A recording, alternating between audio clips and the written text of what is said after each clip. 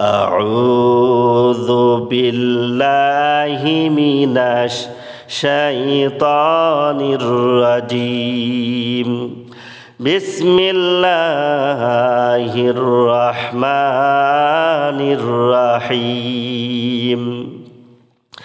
إنما مثل الحياة الدنيا كماء إن أنزلناه فاختلط به نبات الأرض مما يأكل الناس والأنعام حتى إذا أخذت الأرض زخرفها وزينت وظن أهلها أنهم قادرون عليها أتاها أمرنا ليلا أو نهارا فجعلناها حصيدا كأن لم تغن بالأمس كذلك نفصل الآيات لقوم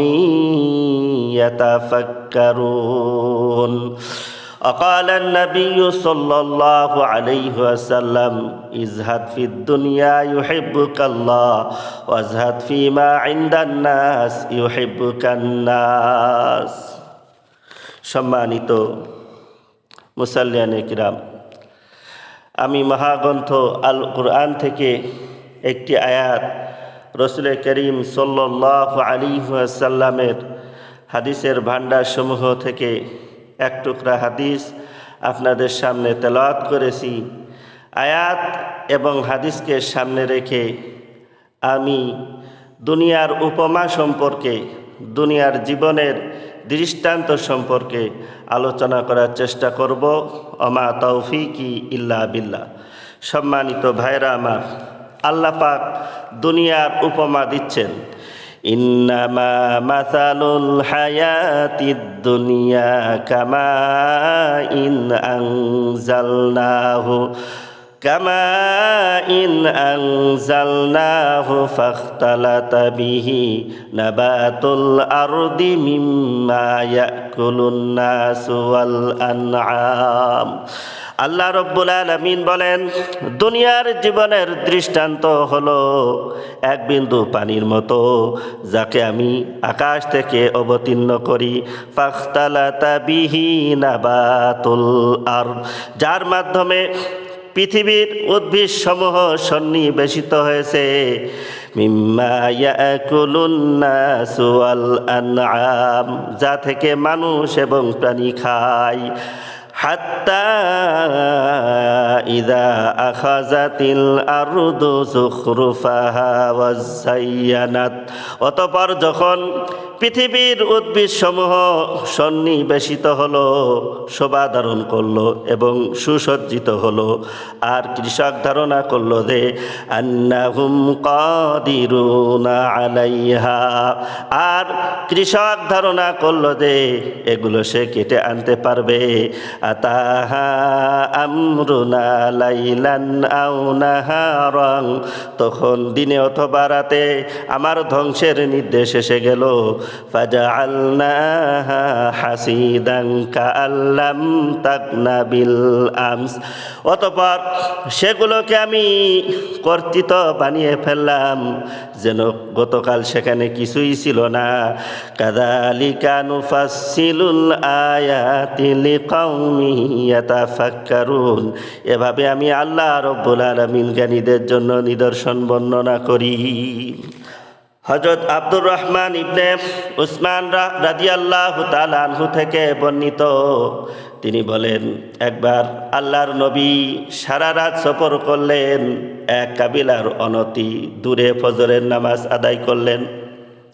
সেখানে তিনি একটি মৃত ছাগল ছানা দেখতে পেলেন, তার চামড়ায় পোকা নড়াচড়া করছে। আল্লাহর নবী তার উটের লাগাম টেনে ধরলেন, সাহাবায়ে কেরাম দাঁড়িয়ে গেলেন।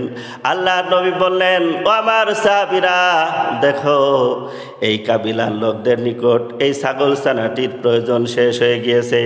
এই ছাগল ছানাটি তাদের কাছে খুবই ঘৃণিত হয়েছে, তাই না? সাহাবায়ে কেরাম বললেন, হ্যাঁ হে আল্লাহর রসুল। আল্লাহর নবী বললেন, যার হাতে মুহাম্মদ সাল্লাল্লাহু আলাইহি ওয়াসাল্লামের জীবন, সে আল্লাহর কসম করে বলছি, এই ছাগল ছানাটি তার মালিকের কাছে যতটুকু ঘৃণিত হয়েছে, আল্লাহর কাছে দুনিয়ায় এর চেয়ে অধিক জঘন্য। আল্লাহর নবী অন্য হাদিসের মধ্যে বলেছেন, ইযহাদ ফিদ দুনিয়া ইউহিব্বুকাল্লাহ ওয়াজহাদ ফিমা ইনদান নাস ইউহিব্বুকান নাস। তুমি দুনিয়ার মোহ পরহেজ করো, তাহলে আল্লাহ রব্বুল আলামিন তোমাকে ভালোবাসবেন। আর দুনিয়ার মধ্যে যা কিছু আছে, মানুষের কাছে যা কিছু আছে, তা থেকে পরহেজ করো, তাহলে মানুষ তোমাকে ভালোবাসবে। আর দুনিয়া সিজনুল মুমিনি ওয়া জান্নাতুল কাফিরি, দুনিয়াটা মুমিনের জন্য কারাগার স্বরূপ আর কাফেরদের জন্য জান্নাত স্বরূপ। পরকালের জান্নাত কাফেরদের জন্য নাই, পরকালে সুখের মুখ তারা দেখতে পাবে না, তাই দুনিয়াতে তাদেরকে কিছু সুখ শান্তি দিয়ে দেওয়া হয়েছে। মুসলমানরা যেমন দুনিয়াতে ভালো কাজ করে, কাফেররাও তো অনেক ভালো কাজ করে, অনেক রকম সমাজ সেবা তারা করে, তারা অনেকে সত্য কথা বলে, ন্যায় নীতির উপর চলে। এ সমস্ত ভালো কাজের বদলা যেহেতু পরকালে তারা পাবে না, তাই দুনিয়াতে তাদেরকে কিছু সুখ শান্তি দিয়ে দেওয়া হয়েছে। একবার রাসূল করিম সাল্লাল্লাহু আলাইহি ওয়াসাল্লাম খেজুরের রশি দিয়ে তৈরি খাটের উপর শুয়েছিলেন। শরীর মুবারকে দাগ পড়ে গিয়েছিল। আল্লাহর প্রিয় হাবিব সাল্লাল্লাহু আলাইহি ওয়াসাল্লাম, যাকে সৃষ্টি করা না হলে এই আসমান জমিন জান্নাত জাহান্নাম কিছুই সৃষ্টি করা হতো না, তার এই অবস্থা দেখে হযরতে ওমর ফারুক রাদিয়াল্লাহু তাআলা আনহু কেঁদে ফেললেন।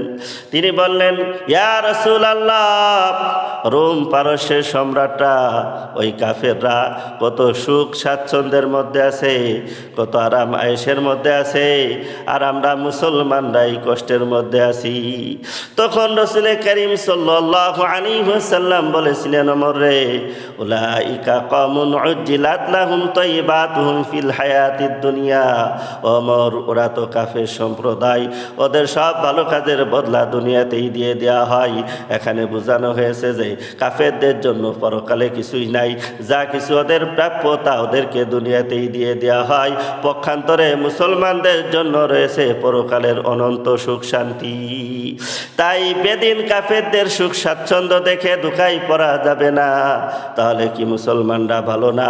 মুসলমানদের কি আল্লাহ পছন্দ করেন না? মুসলমানদের সাথে কি আল্লাহ নাই? এরকম ধোঁকায় পড়া যাবে না। আল্লাহ তাআলা কোরআনে কারিমের মধ্যে বলেছেন, লা ইয়াগুররান্নাকা তাকাল্লুবুল্লাযীনা কাফারু ফিল বিলাদ মাতাউন কালিলুন সুম্মা মাওয়াহুম জাহান্নাম। দেশে দেশে কাফেরদের বিচরণ যেন তোমাকে ধোঁকায় না ফেলে। তাদের সদম্ভ বিচরণ, তাদের সচ্ছল বিচরণ, তাদের ভালো অবস্থা দেখে তোমরা যেন ধোঁকায় পড়ে না যাও। এটা তো দুনিয়ার সামান্য ভোগ মাত্র, তারপর তাদের ঠিকানা হবে জাহান্নাম। তারা দুনিয়াতে পাওয়ার বিনিময়ে জাহান্নামে যাবে। তখন তাদের আফসোস হবে যে দুনিয়াতে যদি কিছুই না পেতাম আর আজ নাজাত পেয়ে যেতাম। এর বিপরীত মুমিন বান্দারা দুনিয়াতে না পেলেও পরকালে যে তারা খুশি হয়ে যাবে যে দুনিয়াতে যা কিছু আমরা কষ্ট ক্লেশ পেয়েছি তার বিনিময় এখন পাচ্ছি। তখন তারা ভাববে যে দুনিয়াতে যদি মোটেও সুখ না পেতাম, শুধু যদি কষ্টই আর কষ্ট হতো তাহলে আরো ভালো হতো। এখন তার বদলায় জান্নাতের আরো উঁচু জায়গা পেয়ে যেতাম। অতএব বেদিন কাফেরদের সুখ স্বাচ্ছন্দ্য দেখে মুমিন মুসলমানরা যেন কোনো অবস্থাতেই ধোঁকায় না পড়ে।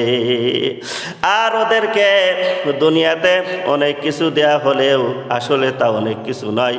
পরকালে মুমিনের জন্য, পরকালে মুমিনদের জন্য যা কিছু রয়েছে তার তুলনায় এটা এতই নগণ্য, এতই মূল্যহীন যে রাসূল করিম সাল্লাল্লাহু আলাইহি ওয়াসাল্লাম বলেছেন, লাউ কানাতিদ দুনিয়া তাদিলু ইনদাল্লাহি জানাহা বাউদাতিন মা সাকা কাফিরাম মিনহা শারবাতান।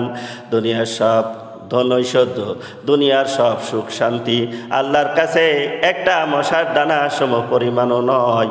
যদি আল্লাহর কাছে একটা মশার দানার সমানও এটার কোনো মূল্য থাকতো, তাহলে তিনি কাফেরদেরকে কিছুই দিতেন না। এমনকি মা সাকা কাফেরা মিনহা শারবাতান, এক ঢোক পানিও আল্লাহ রব্বুল আলামিন কাফেরদেরকে পান করাতেন না।